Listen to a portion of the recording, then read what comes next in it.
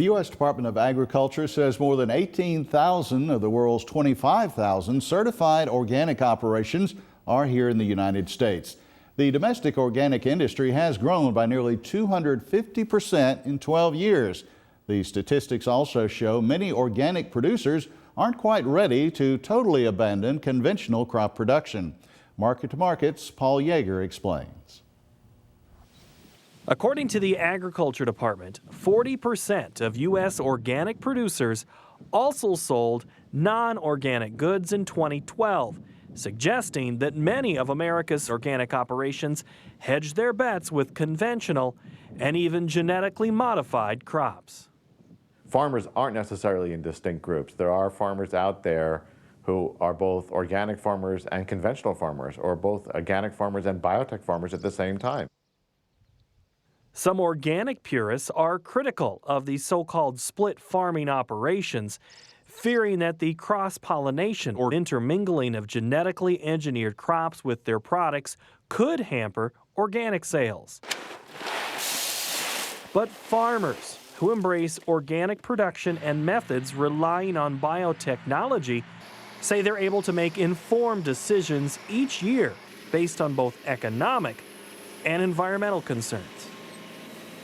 I think there's a benefit because it helps with our risk, because we had a few years there where it was so wet we couldn't get out there and do the proper weed control in the organic. So we had our other crops that we were able to spray and maintain them, and so they were still good even though the organic weren't so good. And I think that has helped to have more diversity. We are very diverse here.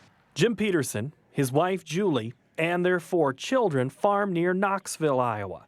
The Petersons grow about 450 acres of soybeans, a quarter being organic. Roughly 1/3 of their 350 acres of corn also is organic, as are most of the farm's hay, oats, and rye crops. To further diversify, the family also owns 300 head of cattle and 800 ewes. But the Petersons say they have not yet found the transition to certified organic livestock to be practical. When we started it, everybody kind of wanted organic soybeans, but the organic corn didn't have as much of a premium. So we thought, well, we could feed it to the calves. Well, that year that we started with the calves, there was a demand for the organic corn, and so there was a good premium, so we decided just to go ahead and cash in instead of feeding it to our own. Since certifying organic land is a lengthy process, Peterson evaluates soil quality and terrain to determine which land is optimal to transition to organic. I've seen in our area that some of the hillier ground and that's thinner, that I'm not going to do organics on it, or very rarely would I do organics on it because of it needs to be treated differently. It needs the fertilizer fed to it on a higher rate than I can do with my organic. And the tillage, I don't like to do it on those hills as much either because of the soil loss possibility. It's quite possible to do both on the same farm. The split operation is very reasonable. And there's nothing to say that it can't work well on the same farm.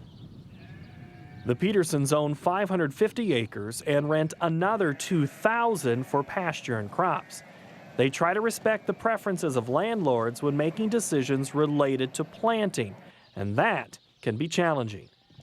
Some landlords refuse to allow genetically modified crops on their acres, while others are adverse to increased weeds that often accompany organic production.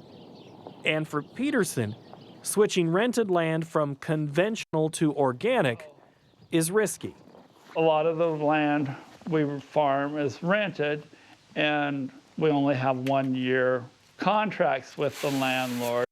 And so it takes the 36 months to get the transition to have it being organic. So I don't want to take the time of doing that and then lose the farm in the process. Peterson acknowledges that organic production is labor intensive. He spends extra time cleaning equipment to remove residue from prior crops, and he also cultivates 2 or 3 times each growing season to minimize weed pressure. But he says the premium he receives for organic products justifies increased investments of time, labor, and money. Still, he's unwilling, so far, to give up genetically engineered crops that require less work and enable him to spread his financial risk over multiple methods of production. There are some certifying agencies that say if you are doing organic, you cannot do the GMO crops. My feeling has been if you can plant a crop that will take less chemicals to control weeds, then that's a good thing. I think the chemicals will do more harm than the GMO crop myself. It takes different management skills to have both on the same farm. You really have to think hard about how you're going to operate your farm. So the management is probably a higher level, but it's a management decision. It's not a cultural or social or religious decision. Let's put it that way. For Market to Market, I'm Paul Yeager.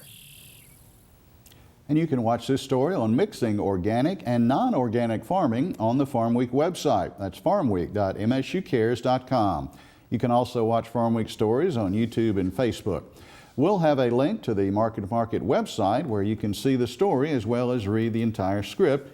Again, go to farmweek.msucares.com.